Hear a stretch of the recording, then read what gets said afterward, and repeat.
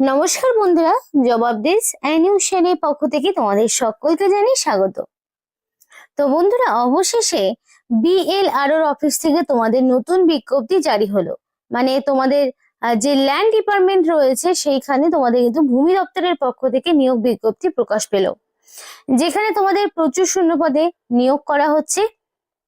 শুধুমাত্র মাধ্যমিক পাস যদি তোমার যোগ্যতা থেকে থাকে তাহলে তুমি অবশ্যই আবেদন করতে পারবে। এবং নতুন বছরেই তোমাদের কিন্তু রিক্রুটমেন্ট তোমাদের সম্পূর্ণভাবে কমপ্লিট করে তোমাদের সম্পূর্ণভাবে নিয়োগ প্রক্রিয়া কিন্তু শেষ করে দেওয়া হবে। জয়নিংটা তোমাদের নতুন বছরেই রয়েছে। শুধুমাত্র মাধ্যমিক পাস থাকলেই তোমরা কিন্তু এখানে আবেদন করতে পারছো। এবং বয়সটা তোমার লাগবে মিনিমাম 18 বছর যদি তুমি অ্যাপ্লিকেশন করতে চাও। এবং রাজ্যের 23 জেলার যে কোনো প্রান্ত থেকে ছেলে হোক কিংবা মেয়ে প্রত্যেকেই তোমরা আবেদন করতে পারবে। খুবই ভালো সুযোগ রয়েছে তোমাদের প্রত্যেকের জন্য। এবং সমস্ত জেলা থেকেই তোমাদের প্রত্যেকটি ডিস্ট্রিক্ট থেকে অ্যাপ্লিকেশন করার একটা দারুণ সুযোগ, যেটা এই ভিডিওর মাধ্যমে জানাবো তোমাদেরকে কিভাবে কি প্রসেসে তোমাদের অ্যাপ্লিকেশন করতে হবে। সবটাই তোমাদেরকে শেয়ার করব। কিন্তু ডিটেলস বলার আগে তোমাদের প্রত্যেকের কাছে একটাই রিকোয়েস্ট জানাবো যে যারা এখনো আমাদের এই চ্যানেলটিকে সাবস্ক্রাইব করোনি তারা ঝটপট চ্যানেলটিকে সাবস্ক্রাইব করে পাশে থাকা বেল আইকনটি ক্লিক করে দাও, যাতে করে পরবর্তী সমস্ত ইনফরমেশন পেয়ে যেতে পারো। তো চলো বন্ধুরা, দেরি না করে এবার অফিসিয়াল নোটিশ নিয়ে ডাইরেক্ট বিস্তারিত আলোচনা তোমাদের সাথে শুরু করব। তো দেখো, এখানে 23টি জেলায় রয়েছে। প্রত্যেকটি জেলা থেকেই প্রার্থীরা আবেদন করতে পারবে। আলিপুরদুয়ার, বাঁকুড়া, বীরভূম, কোচবিহার, দক্ষিণ দিনাজপুর, দার্জিলিং, হুগলি, হাওড়া, জলপাইগুড়ি, ঝাড়গ্রাম, কালিম্পং, কলকাতা, মালদা, মুর্শিদাবাদ, নদিয়া, নর্থ 24 পরগনা, পশ্চিম বর্ধমান, পশ্চিম মেদিনীপুর, পূর্ব বর্ধমান, পূর্ব মেদিনীপুর, পুরুলিয়া, সাউথ 24 পরগনা, উত্তর দিনাজপুর। এবং প্রত্যেকটি ডিস্ট্রিক্টে, সাব ডিস্ট্রিক্ট এবং তোমাদের প্রত্যেকটি এখানে যদি ক্লিক করো তোমরা নিজেদের ব্লকের নাম পাবে। প্রত্যেকটি জেলার এখানে ব্লকের নাম দেওয়া রয়েছে। যেমন আমি নদিয়া জেলাটা ক্লিক করেছি, সেখানে কিন্তু তোমাদের নদিয়া জেলার যতগুলো ব্লক রয়েছে প্রত্যেকটি ব্লকের নাম এখানে দেওয়া রয়েছে। অর্থাৎ সমস্ত ব্লক থেকেই অ্যাপ্লিকেশন করার সুযোগ রয়েছে। তো এবার তোমাদের কাজ হচ্ছে তোমরা ঝটপট তোমাদের ডিস্ট্রিক্টের নাম অথবা তোমাদের ব্লকের নাম আমাদেরকে কমেন্ট করে জানাও, যাতে করে তোমাদের ডিস্ট্রিক্ট বা ব্লকে থাকা যে নতুন নতুন ইনফরমেশন গুলো, মানে বিএলও অফিসেরই যদি তোমরা জব করতে চাও তাহলে তোমাদের জেলায় তোমাদের লোকাল ব্লকে ঠিক কতগুলো ভ্যাকেন্সি রয়েছে তাহলে তোমরা সেটা তোমাদেরকে জানাতে পারবো। বা আদতেও কোনো ভ্যাকেন্সি রয়েছে কিনা বা অন্য কি পোস্ট রয়েছে সেই সম্পর্কে যদি তোমরা নিজেদের লোকাল বিএলও অফিসে যদি তোমরা বিএলআরও অফিসে যদি কাজ করতে চাও তাহলে কিন্তু অবশ্যই তোমাদের জেলার নাম কিন্তু আমাদেরকে কমেন্ট করে জানাতে হবে।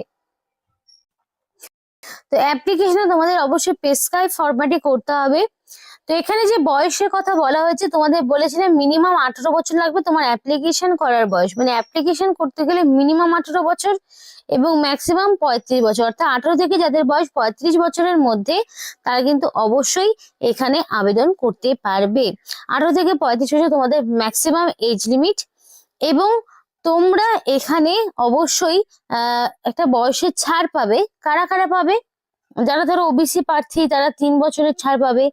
যারা এসসি এসটি প্রার্থী রয়েছে তারা এখানে 5 বছরের ছাড় পাবে। সুতরাং এখানে 35 যারা তাহলে ওবিসি হলে পারে তোমরা কিন্তু 38 বছর পর্যন্ত আবেদন করতে পারবে। এবং এসসি এসটিরা 40 বছর পর্যন্ত অ্যাপ্লিকেশন করার সুযোগ পাবে, 38 থেকে 40 বছর। তো খুবই কিন্তু ভালো সুযোগ। আর অবশ্যই তোমাদের বয়সটা 1/1/2025 অনুযায়ী বয়সের হিসাব করা হবে। এবং অ্যাপ্লিকেশন করার লাস্ট ডেট 24/12/2025, অর্থাৎ ডিসেম্বরের 24 তারিখের মধ্যে বেলা 5টা পর্যন্ত সময় রয়েছে। তো ডিসেম্বরের 24 তারিখের মধ্যে তোমাদের সম্পূর্ণ অ্যাপ্লিকেশন সাবমিট করতে হবে। 24 তারিখের পরে আর কোনো রকম অ্যাপ্লিকেশন গ্রহণযোগ্য হবে না।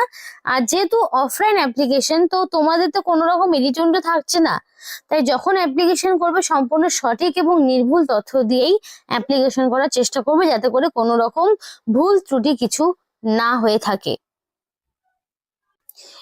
এবং নোটিফিকেশন এখানে তোমাদের 5/12/2025 নোটিফিকেশন আউট হয়েছে, অর্থাৎ রিসেন্ট এবং নতুন একটি নোটিফিকেশন। এবং এখানে কিন্তু নোটিফিকেশনের নাম্বারও দেওয়া রয়েছে। এবার দেখো অ্যাপ্লিকেশন ফর্মটি কিভাবে পূরণ করতে হবে সেটা তোমাদেরকে দেখিয়ে দিই। তো অ্যাপ্লিকেশন ফর্ম পূরণ করার জন্য ফার্স্ট অফ অল তোমাদের মেনশন করতে হবে যে কোন পোস্টের জন্য তুমি অ্যাপ্লিকেশন করছো, এবং এখানে রিসেন্ট কালার পাসপোর্ট সাইজের ফটো তোমাকে দিতে হবে, এবং সেটা অবশ্যই কালার ফটো হতে হবে। এবার অ্যাপ্লিকেশন ফর্মটি তোমাদের নিজেদের হাতে কলমে পূরণ করতে হবে, কোনো রকম কাটাকাটি করবে না, যাতে করে ভুল ত্রুটি কিছু না হয় সেদিকটা তোমাদেরকে খেয়াল রাখতে হবে। তো ফার্স্ট অফ অল তোমাদের ফুল নেম থাকবে, তোমাদের পুরো নাম তোমাদেরকে এখানে বসাতে হবে।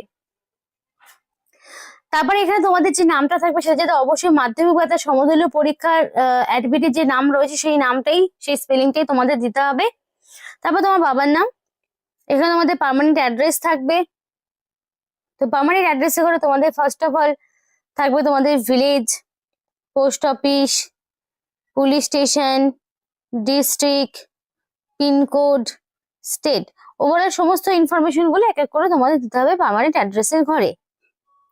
কোরেসপন্ডেন্স অ্যাড্রেসে করে সেম ভাবেই তোমাদের এই যেই অ্যাড্রেসটা দেখালাম সেটা তোমাদেরকে রিপিট দিতে হবে। ডেট অফ বার্থ অবশ্যই, ডেট অফ বার্থে তোমাদের কিন্তু অ্যাকর্ডিং টু মাধ্যমিকের যে অ্যাডমিট রয়েছে সেই অনুযায়ী তোমাদের ডে মান্থ ইয়ার হিসেবে তোমাদের ডেট অফ বার্থ বসাতে হবে। তারপরে gender male female both candidate আবেদন করতে পারবে সেই অনুযায়ী ঠিক করবে।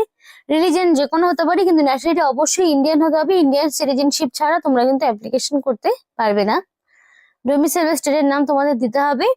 Category SC ST OBC, ex serviceman, physical handicap কোন ক্যাটাগরির মধ্যে পড়ছো সেই অনুযায়ী তোমাদের ক্যাটাগরিটাকে সিলেক্ট করতে হবে।